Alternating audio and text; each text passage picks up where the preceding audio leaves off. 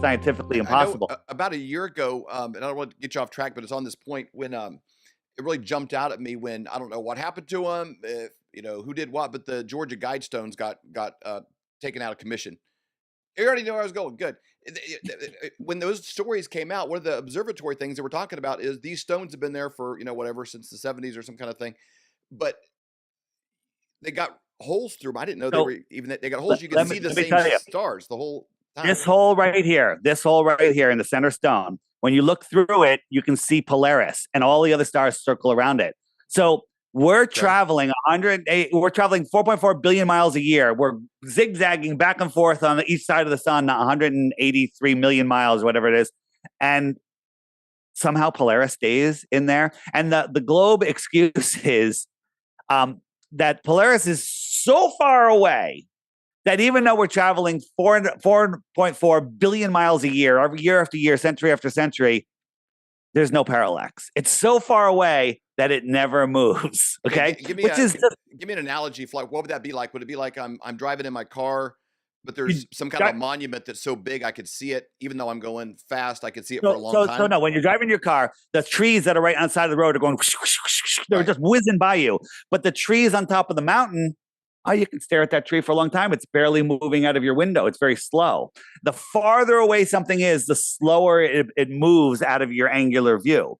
Right Yeah. next to you, they're whizzing by. So Polaris is so far away that all of these motions don't matter. It's ridiculous. Here's the thing. Most people go, their mind short circuit. They go, I can't understand that. And that's because you're smart, because it's not understandable. It's dumb. Okay. It's ridiculous, but it makes people just give up and they appeal to authority. Like, I don't have a PhD. I got to trust a guy in a bow tie and a lab coat who's used to be a failed comedian. Okay. He's the one that's going to tell me what I need to believe. And I'm going to give up my God-given common senses and just use nonsense, because nonsense is is my religion, right? If you're a global believer, you live in a nonsense religion, and you think that it's science because they use the word science. It's pseudoscience, all of it. So So here's the either thing. way, would say that either way requires a certain amount of faith? No No, no, matter. no. There's no faith in flat Earth. There. But by the way, Dave, just to give you a quick backstory on me, I grew up. I was born in a Jewish family, but not really practicing Jews at all. I mean, maybe went to temple, on special holidays and stuff, and and I just never got into it. And I didn't even get bar mitzvahed when I was 13, and then That's a and then ripoff. That's the best part. yeah, I know. And I ended up getting bar mitzvah when I was 16 because my father got remarried to a very Jewish woman, and she's like, "Oh my God, he's not bar mitzvah," and whatever. Okay, so I did all that, but I just didn't buy into the religion thing, and for I never labeled myself, but I guess you could call me an atheist, all right? Because I just didn't believe in any of these religions, Okay. right? But then when all of a sudden I found out that the Earth is intelligently designed, Dave, therefore, there is a creator. And I'm not going to put a label on the creator. I'm not going to say who the creator is. I'm saying there's a creator, and we are at the center of creation. And this place is created for us. And then it gave me no choice but to understand that we live in a created world. Okay. So then from there, your personal relationship with the creator grows, and you start learning all sorts of things. Flat Earth brings people to the creator. There's something there. I think there's is it a verse in the Bible, or is it a quote? I'm trying to remember.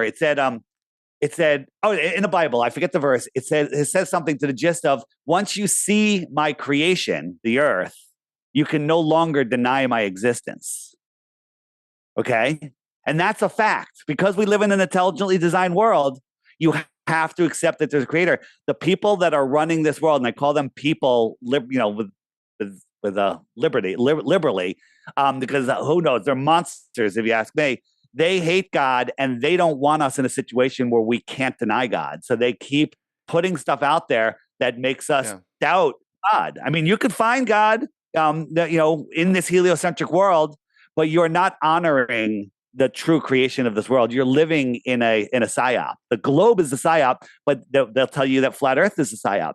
So I will add to this. I don't think the theory of evolution and we came from it's just everybody knows the whole process, whatever version of it, how many, whether it's 2 billion years or 8 billion years, now the use of time, no matter what, it only works on the globe model. where you're a dot in the middle of that, because then it kind of, you can extrapolate those distances and times, and we came from nothing. But it would never work in an enclosed, firmament based reality. You couldn't have evolution and the firmament Right. model. Well, the whole idea, things, mutations making things better and better and better. I'm sitting here, Dave, with my eyes. I could see you on my screen. I could see out my skylight here. I could see trees in the distance. I could see colors. I know how far things are. I can do all of this. This is just a whole bunch of random mutations from pond scum. We were pond scum, Dave. Right, and then we turned into frogs, and we turned into we turned into fish, and we grew legs, and we climbed out of the water and found other sexy fish, and turned into monkeys, and turned into people. That is the farthest you can get from God. Okay, the farthest. It's a total joke. The theory of evolution has been completely discredited, but they still teach it. Okay, there's no as a fact and not a theory. Yeah. It's but they still teach it, David. They still teach it. So just finishing on the Georgia Guidestones, they were built in 1981. So they tell us in the heliocentric model that the Earth is precessing. The axis is tilting every 26,000 years, and so every 76 years it moves 1 degree. And it's provable that if you moved this whole 1 degree, the Polaris wouldn't be there anymore. Okay, if you move Polaris 1 degree, it wouldn't be there anymore. Well, this was up for over 40 years.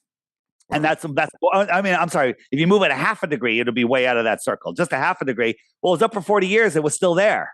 Okay. So it got blown up by a terrorist somehow, crazy. Right. And then there's a shaft in the Great Pyramid of Giza that points at Polaris. And they say, oh, well, when they built it, it pointed at another North Star called Thuban. And, we've processed, and now we just by chance are looking at this other North Star. Ridiculous. We, for thousands of years, the shaft in the pyramid looked at nothing, and now it's looking at Polaris. Okay, just by chance. We live at the time where it's pointing at our North Star. Give me a break.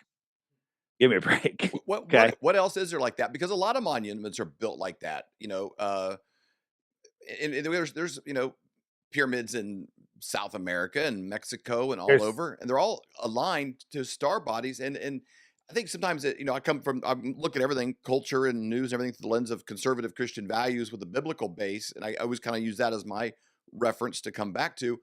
But there's a lot of references in the Bible to stars. The wise men came to see Jesus on the stars. But I think in most faith-based people that vacate anything involving stars because they don't want to get into something, so we kind of vacate a lot of spaces. But clearly people have been looking at these same things for a long time. So let me show you this monument here. This is a war memorial. Not saying I'm pro-war or anything. It's interesting. So every year on November 11th, 11/11, at 11:11 a.m., the sun will line up with these holes, boop, boop, boop, boop, boop, boop, and lights up this emblem on the ground just for a minute.